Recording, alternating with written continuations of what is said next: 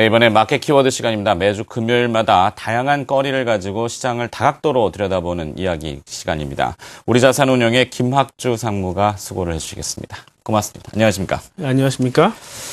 자, 날씨가 추우니까 입이 얼어가지고 헛소리가 고맙습니다가 먼저 나와버렸네요. 자, 최근에 가장 큰 이 시장의 이슈는 또 뭐 여러 가지가 있겠습니다만 미국의 경제 지표, 그중에서 미국의 주택 경기 회복을 많이 꼽더라고요.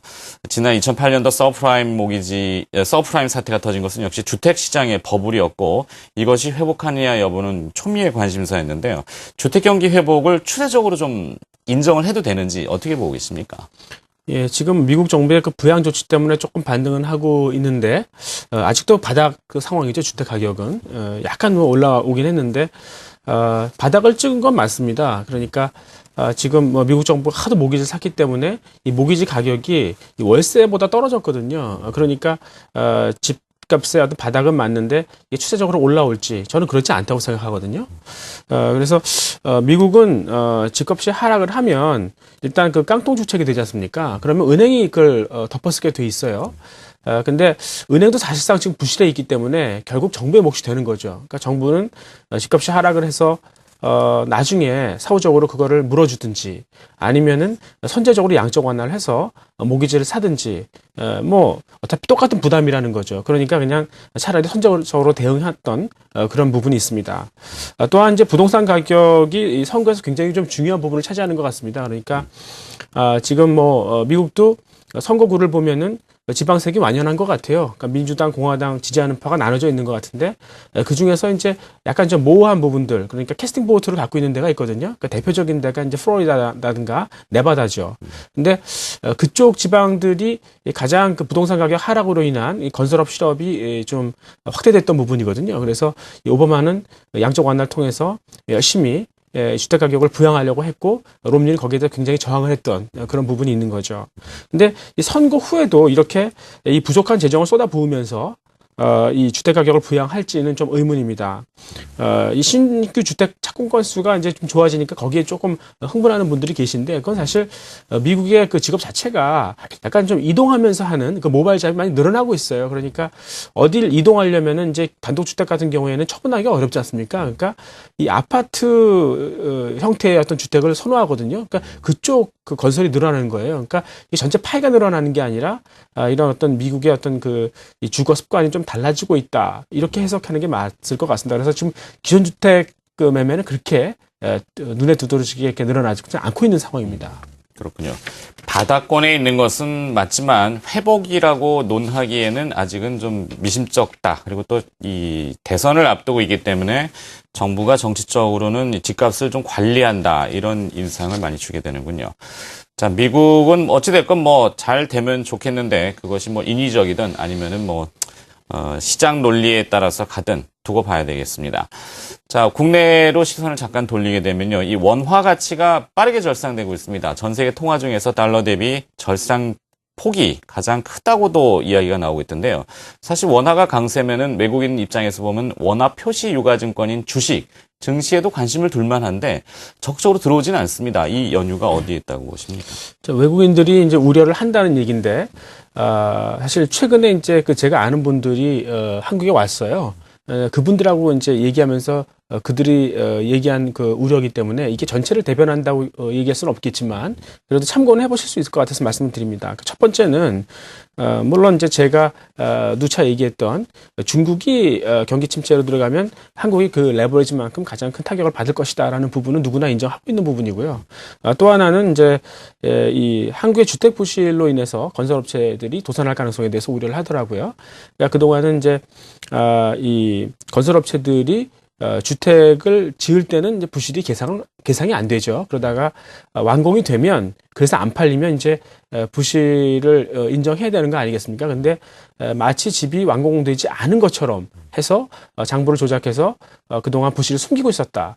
근데 그래도 그동안 버틸 수 있었던 것은 운전 자금이 있었기 때문이다. 그러니까 뭐 4대강 사업이라든가 우리나라 SOC 산업 관련해 가지고 어느 정도 돈을 벌었기 때문에 버틸 수 있었다. 그러나 그것도 올해 말이면 끝나기 때문에 더 이상 버틸 수는 없을 것이다. 이렇게 우려를 하더라고요.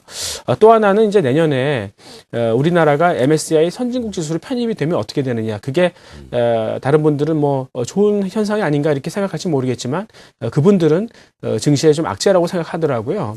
그러니까 만약에 지금 뭐 얼마 전에 그 뱅가드가 FTSE로 이제 그 추종 인덱스를 바꿨지 않습니까? 네. 그렇기 때문에 그쪽은 선진국이에요. 그러니까 이 뱅가드가 세계 패시브 펀드의 이 최대인 그 뱅가드가 이미 한국을 선진국이라고 선언을 해버린 꼴이죠.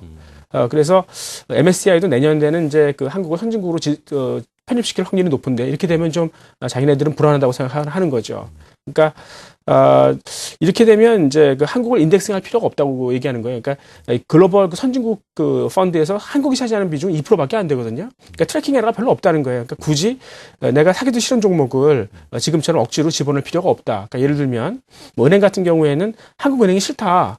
그러면 그냥 이 그 싱가포르라든가 호주 은행으로 대체해버리면 그만이에요.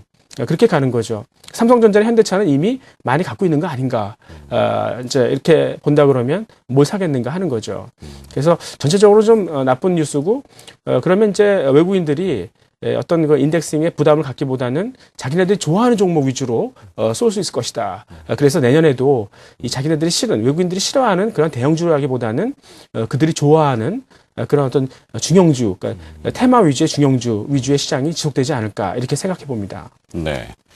역시 지수보다는 이 섹터인데 이 섹터 이야기는 좀 이따 다시 한번 논해 보도록 하고요. 자, 이 달러화에 대한 원화 환율, 달러 원 환율이 떨어지면은 수출업체에 대한 그 채산성 문제를 공공연하게 이야기를 합니다. 근데 실제적으로 이 달러 원의 하락보다는 N1의 하락, 엔화 대비해서 우리의 원화 가치가 오히려 기업들한테 더 영향을 많이 주게 되는데요. 일본의 엔화 약세가 절하 추세로 계속 밀고는 가고 있습니다. 뭐 그들의 뜻대로 잘 되는지는 잘 모르겠습니다만 이 엔화의 절하 추세, 그러니까 최근에서 엔저 원고 이런 얘기도 하던데요. 네. 추세적으로 이루어질 거라고 보십니까? 글쎄요, 이제 엔화가 절하 추세로 가는데 아직 본격적으로 간 건 아니죠. 근데 저는 이 급작스럽게 엔화가 절하될 가능성도 열어는 놓아야 한다고 생각합니다. 그만큼 우리나라 수출 산업에는 좀 위협 요인이 될 수 있다는 거죠. 그러니까 최근 일본의 그 20년 만기 국채가 10년물에 대해서 갖는 스프레드가 92bp로 지금 99년 7월 이후로는 가장 높은 수준을 기록하고 있는 거죠. 그러니까 외국인들이 일본의 장기 국채를 파는 거예요. 20년물은 워낙 듀레이션이 크니까 약간 좀 가격이 빠지면 훨씬 더 빠지는 거 아닙니까? 그러니까 일단 장기채부터 이제 팔기 시작하는 거죠. 그러니까 불안하게 생각한다는 거죠. 그래서 이제 뭐 일본 정부의 국채 발행 부담이 계속해서 지금 커지고 있지 않습니까? 근데 이 개인들, 그러니까 가게들은 지금 인구 노령화 때문에 저축이 계속 이제 줄 수밖에 없다고 생각을 하는 거죠. 누가 국채를 사겠는가 하는 거죠. 그래서 이제 최근에 이제 도요타 같은 경우도 이렇게 악조건 속에서도 영업이익률 6%를 내더라고요. 네. 그래서 그거는 왜 그런가? 그러니까 그들이 할 수 없었던, 하지 않았던 일들을 하는 거죠. 그러니까 사람을 자르든가 아니면은 이제 약간 좀 이 직업의 질을 좀 낮게 만드는 거죠. 그만큼 일본의 그 가게들, 개인들은 굉장히 지금 힘들어하고 있다. 저축할 힘이 점점 떨어지고 있다는 거죠. 지금 뭐 일본의 그 연기금 같은 경우도 그동안은 계속해서 국채를 사왔었는데 노령화되니까 자꾸 이제 지출을 해야 되잖아요. 이제 그 노인들한테 그 지원금을 줘야 되니까 국채를 이제 팔아서 줘야 돼요. 그러니까 거꾸로 가는 거죠. 그래서 만약에 누구도 이 국채를 살 수 없어가지고 소화가 안 된다 그러면 결국 일본의 중앙은행이 돈을 찍어서 결국 살 수밖에 없어요. 그러니까 미국하고 똑같이 양적 완화를 해야 되는 거죠. 그렇다면 일본도 결국은 엔화가 절하될 수밖에 없지 않는가. 이거에 대해서 이제 우려하기 시작했다는 거죠. 네. 그래서 한국은 사실 서민들에게 수입 물가 부담을 덜어주기 위해서 이 원화 절상을 좀 서둘러야 되거든요. 반면에 일본은 디플레예요, 아직도. 그러니까 충분히 엔화를 절하시킬 수 있는 여력이 있는 거죠. 그래서 이 일본과 경쟁하는 그런 한국의 수출업체들은 조금 힘들 수 있겠다, 이렇게 볼 수 있겠습니다. 네. 저도 어제 이 자동차주들이 뭐 주가가 영향을 받길래 몇 가지를 살펴봤더니 미국 내에서 그 일본 업체들의 선전이 상당히 눈에 띄더군요. 비용 절감 때문인지는 잘 모르겠습니다만 도요타도 16%가 증가했는데 우리의 자동차들은 조금 저조했던 것 같더군요. 하여튼 뭐 이 이야기는 또 나중에 한번 나눠보도록 하고요. 엔화 절하는 우리한테 좀 복병이다, 이 얘기를 좀 해주셨습니다. 자, 얼마 전에 미국의 이 허리케인 샌디가 지나갔습니다. 큰 피해를 지금 보여주고 있는데요. 뭐 곡물이라든지 사료 가격이 또 급등했다고 하는데 그 영향은 어디에 있습니까? 예, 그러니까 이제 그 미국에서는 사료 가격이 급등을 해서요. 이제 가축을 좀 살찌우기보다는 그래서 고기를 더 얻기보다는 좀 미리 도축을 하는 그런 형편에 이를 정도입니다. 그러니까 그만큼 심각한 문제죠. 사실 미국 농가가 올해 초에 곡물 가격이 좀 낮을 때 그래도 해지를 해놔서 그나마 다행이었고 지금까지는 뭐 타격이 별로 없었거든요. 근데 이제부터 진짜 심각한 거죠. 그래서 이런 경우에는 이제 일단 동물 성장 촉진제를 생산하는 그런 기업들은 일단 수혜가 될 수 있을 것 같고요.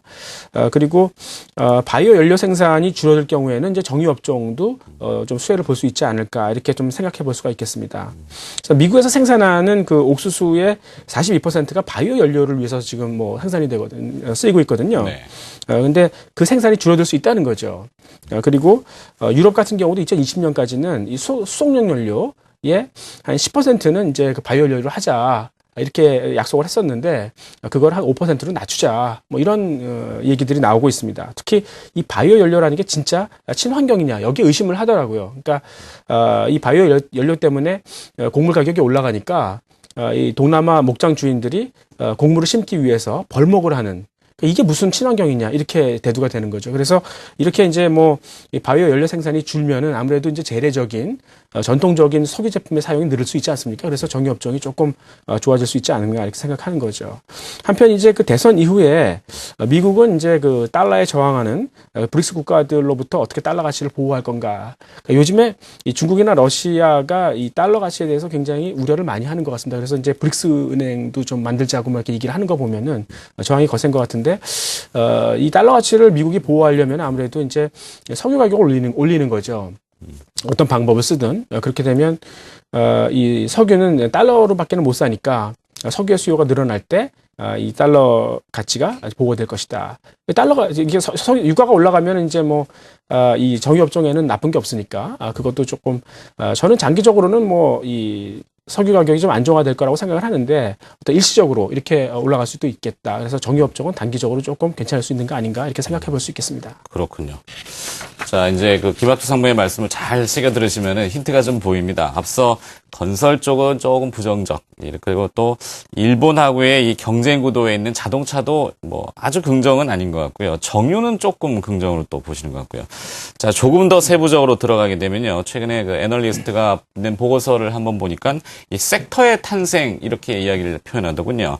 산업의 패러다임이 좀 변화하면서 기존에 이제 굴뚝 산업으로 많이 예전에 있었던 종목들은 좀 주가가 이제 등한시되고 새롭게 부각되는 산업이 좀 많이 각광받고 있습니다. 요즘 화장품 관련주 오늘도 방송에 많이 나갔을 텐데요. 화장품 이야기가 끊임없이 나오고 있는데 이 상승세도 주가가 또 이어지고 있고요. 장수의 비결이라고 해야 될까요? 어떤 네네. 의미를 가질까요? 일단 화장품은 계속해서 성장 일로에 있는 것 같습니다. 그러니까 중국 여성들의 사회 참여도가 굉장히 높지 않습니까?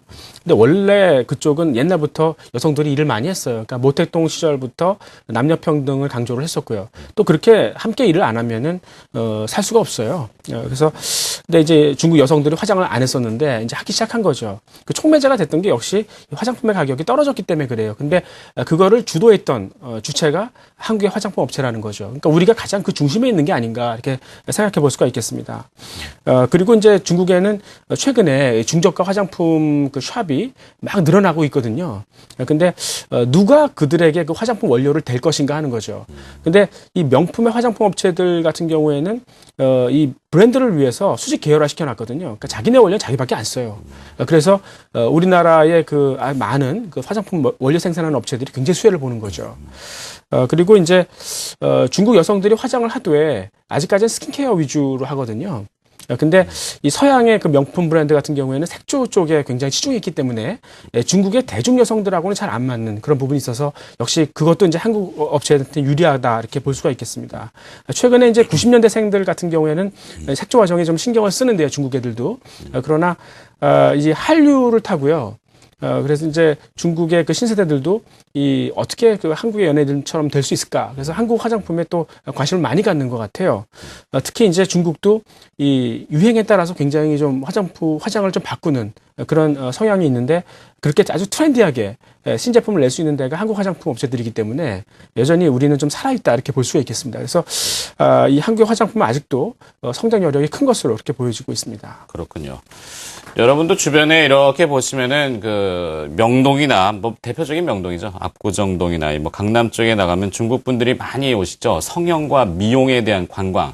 뭐 서울시가 이런 특구로서 어떤 지정도 많이 하고 있는데 계속해서 부흥이 되고 있다는 것은 주목할 만한 부분인 것 같습니다. 동남아 쪽도 요즘 많이 진출하고 있던데 이슬람 문화권에는 이 할랄이라고 하나요? 돼지고기 원료를 쓰면 안 돼서 그 인증을 또 통해 가지고 많이 이 원료 업체들이 그 개척을 하는 그런 모습도 있더군요.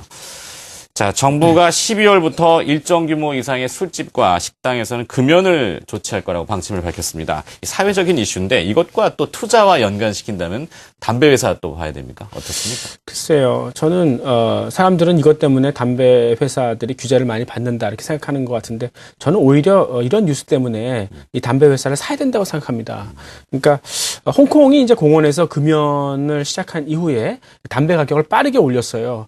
그러니까 국민들로 하여금 담배를 덜 피우게 하자. 대신에 그로 인해서 생긴 세수 부족은 좀 형편이 되는 사람들한테 물도록 하자. 뭐 이런 얘기거든요. 그러니까 이제 우리나라도 이제 술집에서조차 담배를 못 피우게 한다는 건 결국은 정부가 이렇게 이제 담배 가격을 올리기 위한 마지막 시그널이 아닌가 이렇게 생각을 하는 거죠. 그래서 이제 한국도 그만한 그 경제력은 됐다고 생각하는 것 같습니다. 정부가. 그런데 이제 그렇게 되면 흡연율이 얼마나 줄까 하는 건데요. 흡연율이 그렇게 많이 떨어지지 않고 있어요. 네. 담배 가격을 올린다 하더라도 나중에. 근데 이제 그 이유가 한국의 이 성인 흡연율은 34% 정도거든요. 근데 성인 남자의 흡연은 좀 줄고 있어요. 그렇지만 여성 흡연율이 높아지고 있는 거죠. 그러니까 이 서양의 여성 흡연율이 한 20% 정도가 되거든요. 근데 우리나라는 설문상으로는 5%니까 조금 더 높아질 수 있는 거 아닌가 생각하고요.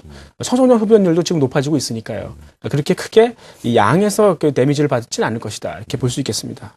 알겠습니다. 특히 이제 정부의 그 담배 가격 인상과 관계없이 이 한국 업체들은 조금 더 담배 가격을 인상시킬 수 있을 거예요. 왜냐하면 이 경쟁하고 있는 수입 업체들이 담배 가격을 올렸거든요. 그러니까 따라서 올린다 하더라도 점유율에 그렇게 변동이 없을 겁니다. 그래서 담배 업체들은 지금으로서는 이런 이 네거티브한 아주 그 부정적인 그런 뉴스가 나왔을 때 오히려 사는 게 맞다고 생각합니다. 그렇군요. 역시 눈에 보이는 것만 가지고 판단하기는 좀 어려운 것 같습니다. 꼼꼼히 분해를 해보면은 투자에는 다른 방향이 엿보인다는 걸 다시 한번 인지시켜 주셨습니다. 자, 마켓 키워드 여러 가지 이야기거리를 통해서 투자의 힌트를 얻어봤습니다. 오늘도 좋은 시간을 보내주셨는데요. 우리자산운용의 김학주 상무가 수고를 해주셨습니다. 고맙습니다. 네, 감사합니다.